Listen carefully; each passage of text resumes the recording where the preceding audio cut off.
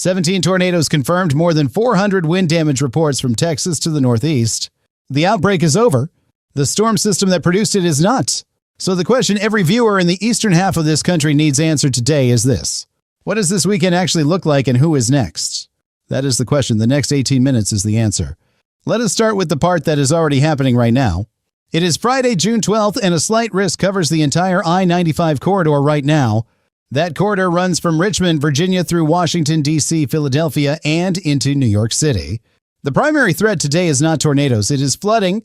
Training storms, multiple thunderstorms following the exact same path, repeatedly are producing 3 to 5 inches of rainfall, which means storm drains in D.C., Philadelphia, and New York are receiving 2 to 3 times what their systems can handle. 30% damaging wind risk within 25 miles of any location, which means 1 in 3 locations gets hit. Which means even storms that do not flood, you may still knock out power before the weekend starts.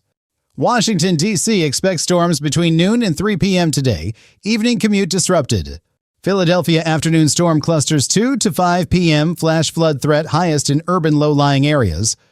New York City, late afternoon and evening 4 to 8 p.m.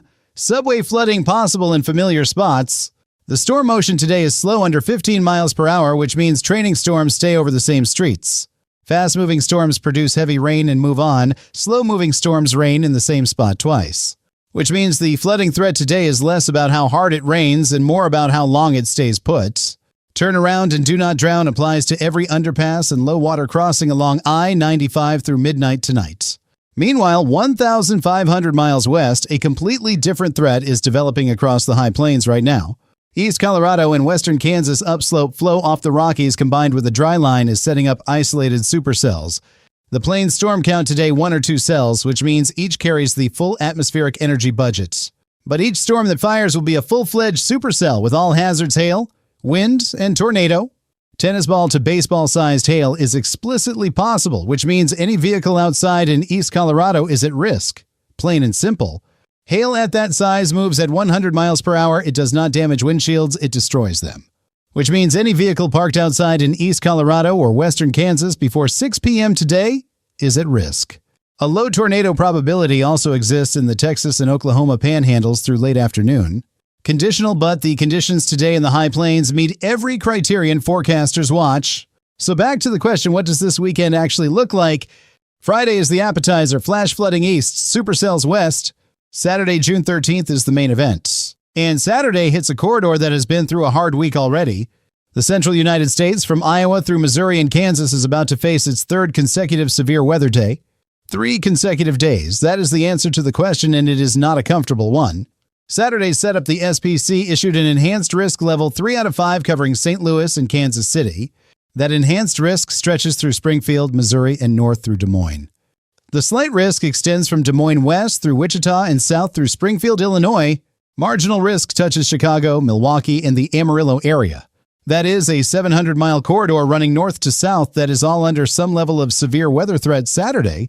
The day begins early. First storms fire in Iowa and Kansas before noon.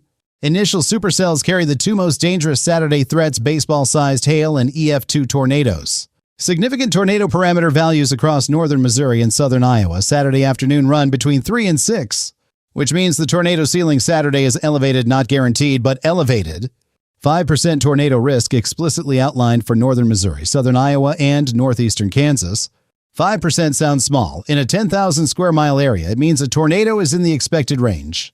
By mid-afternoon Saturday, the initial supercells begin merging into a line across Missouri. That line produces damaging straight-line winds from 70 to 85 miles per hour across most of Missouri. 70 to 85 miles per hour, that is Category 1 hurricane wind speed on a Saturday afternoon in June. Kansas City, St. Louis, Columbia, Springfield, all inside that wind corridor by 5 to 8 p.m. Saturday. No joke, if you have outdoor plans in central Missouri Saturday afternoon, the atmosphere has already answered that question for you. Simultaneously Saturday, the tail end of the front drifts south across the southeast. That tail covers the Carolinas, Georgia, and Alabama through Saturday afternoon. The primary Saturday southeast threat is not tornadoes, it is microbursts. A microburst is a concentrated downdraft that spreads out at the surface and produces sudden gusts above 60 miles per hour. They are brief 5 to 10 minutes, but they produce as much damage per square mile as a weak tornado, which means in Charlotte, Raleigh, Columbia, and Atlanta. Saturday afternoon, the threat comes without a long warning window. Saturated soil makes falling trees far more likely, which means 60 miles per hour microbursts this weekend topple 3 to 5 times more trees. A 60 miles per hour wind gust on dry soil topples some trees. The same gust on saturated soil topples multiples more. If you have outdoor plans in Missouri, Kansas, or the Carolinas Saturday, check the afternoon radar before you leave. While the storms work east and south, the other half of this weekend's story is happening in the opposite direction. The southwest heat dome is back, and this time it is more intense than last week, plain and simple. An excessive heat warning covers Southern California, Arizona, and Nevada beginning Saturday, June 13th. Phoenix Saturday, 110 to 113 degrees Fahrenheit. Las Vegas Saturday, 111 to 115 degrees. Tucson, 108 degrees. Palm Springs, 116 degrees. Those numbers are not uncomfortable. Those are survival numbers. Road surface temperatures in Phoenix Saturday exceed 150 degrees, which means a fall on pavement is a contact burn. Which means a fall on pavement in Phoenix Saturday is not a fall, it is a contact burn injury. Overnight lows in Phoenix stay above 90, which means the body has zero recovery window between days. The difference between this week and last week, this heat dome is stationary. Last week the ridge moved. This week it locks in place through at least June 19th, 7 days of no relief. 7 days of 110 plus heat is the medical threshold that transforms heat exposure from serious to catastrophic. The body builds acclimatization over 7 to 14 days, which means a week-long heat dome denies that adaptation entirely, which means the person who was in Phoenix last week is more acclimatized than the person who arrived yesterday. Visitors, new residents, outdoor workers, and elderly adults are in the highest risk category this weekend. Heat stroke onset in 110-degree conditions under 20 minutes for elderly adults, under 45 minutes for healthy adults. Which means anyone in Phoenix, Las Vegas, Tucson, or Palm Springs doing outdoor work Saturday does so on a very short clock. Cooling centers open 8 a.m. Saturday in all 4 cities, free entry, no registration required. Now back to the question from the opening, why does the outbreak that just happened matter for your weekends? The 17 tornadoes confirmed across central Illinois and western Indiana tell a specific story about the atmosphere. The storm track moved further east and south than most forecasters predicted, which means the environment had more energy available than the morning model showed. Over 400 wind damage reports from Texas to the northeast. That number sets a 2026 single-day record for wind reports. The same atmospheric conditions that produced that 400 report number still exist, which means Saturday inherits Wednesday's loading. They have not dissipated. They have shifted south and west, which is exactly where Saturday's enhanced risk sits. Which means Saturday's corridor is inheriting the same atmospheric loading that produced yesterday's outbreak. That inheritance is what justifies the SPC's enhanced risk on Saturday, not a new setup, but a continuation. Count those facts slowly. 17 tornadoes, 400 wind reports, 3 consecutive severe days, 115 degrees, 700-mile corridor, 85-mile-per-hour winds. Sunday, June 15th is the part of this weekend most forecasts are underemphasizing right now. The front clears Friday, installs Saturday, then pushes back north Sunday, which means the I-95 corridor gets a second hit, which means the Carolinas, Virginia, and parts of the New York metro see a second severe weather round Sunday. The SPC has not yet outlined a formal risk for Sunday. The models are still sorting out the timing. But the ingredients for isolated severe storms Sunday afternoon over the mid-Atlantic are present. A 2% tornado risk for western New York and Pennsylvania is possible in the Sunday afternoon environment. Charlotte and Raleigh microburst risk returns Sunday afternoon for the second time in 48 hours. Honest to goodness, Sunday's threat is the sneaky one this weekend. The other 2 days have the headlines. But Sunday is worth tracking because it catches people who relaxed after Saturday. The deeper answer to the weekend question is the pattern driving all of this. El Nino is not just a climate node, it is the engine behind June 2026's active severe weather streak. The amplified Pacific jet stream that El Nino produces has been funneling cold Canadian air south every 3 to 5 days, which means each cold front this month arrives with more kinetic energy than a normal June front. Normal June cold fronts produce afternoon pop-up storms. El Nino June cold fronts produce enhanced risk setups. The Climate Prediction Center expects El Nino to strengthen through late 2026, not weaken, which means the pattern behind this weekend is not an anomaly. It is the new normal for the next 12 months. Mark my words, the second half of June looks as active as the first half has been. Back to Friday's flood threat, worth one more specific detail about I-95 urban geography. 3 to 5 inches in 4 hours on urban concrete is not the same as 3 to 5 inches on rural soil. Urban concrete produces nearly 100% runoff, almost none of the water is absorbed. Which means 4 inches in New York City overwhelms the drainage system by a 10-to-1 margin. The most dangerous locations Friday are river valleys and creek corridors downstream from urban runoff. Rock Creek in Washington, D.C., the Schuylkill River Corridor in Philadelphia, the Harlem River area in New York, which means those corridor residents face the highest flash flood risk, regardless of rainfall intensity overhead. The Southwest Heat Dome also produces extreme fire weather conditions across Arizona and New Mexico. Relative humidity in Arizona valleys this weekend drops into single digits below 10%. Wind gusts across the Mogollon Rim Country reached 30 to 45 miles per hour Saturday afternoon, which means any ignition source from Friday night through Sunday across northern Arizona becomes a fire within minutes. Red flag warnings will cover northern and central Arizona through Sunday evening. Beyond this weekend, the pattern does not rest at reloads.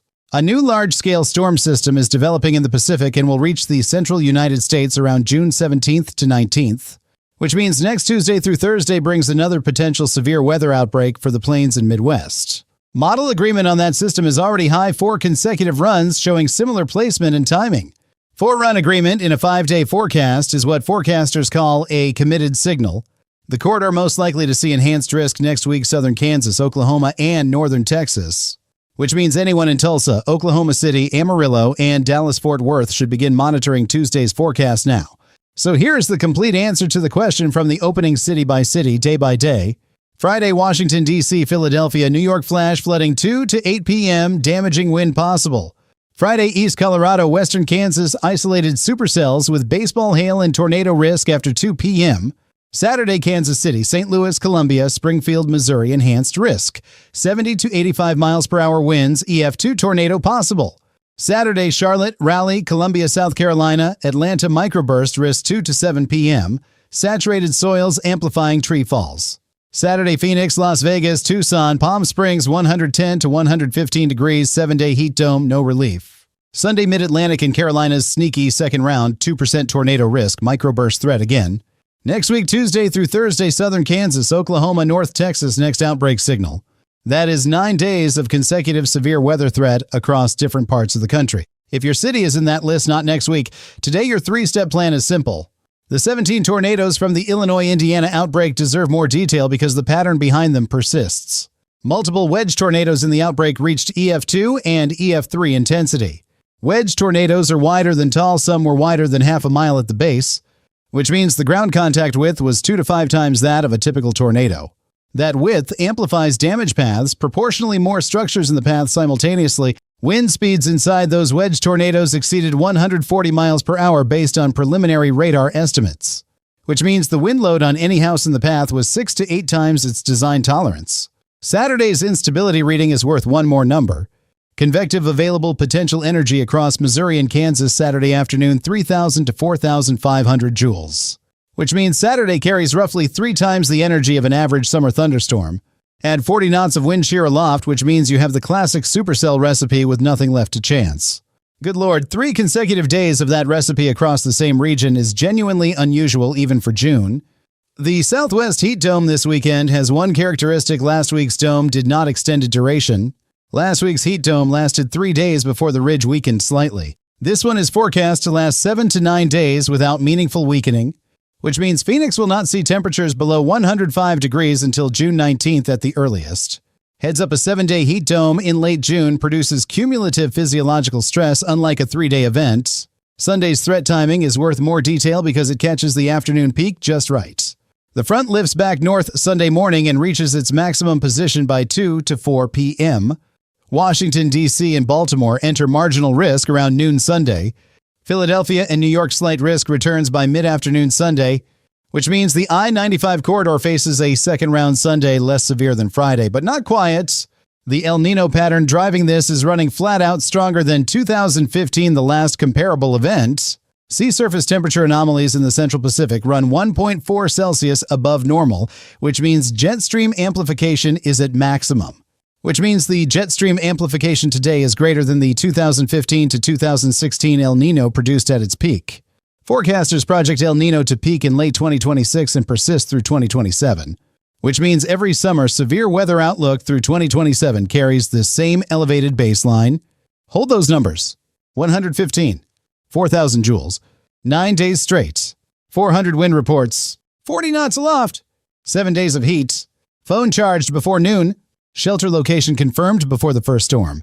Anyone over 65 in Phoenix, Las Vegas, or Tucson, call them today, not Saturday morning. The question was, what does this weekend actually look like and who is next?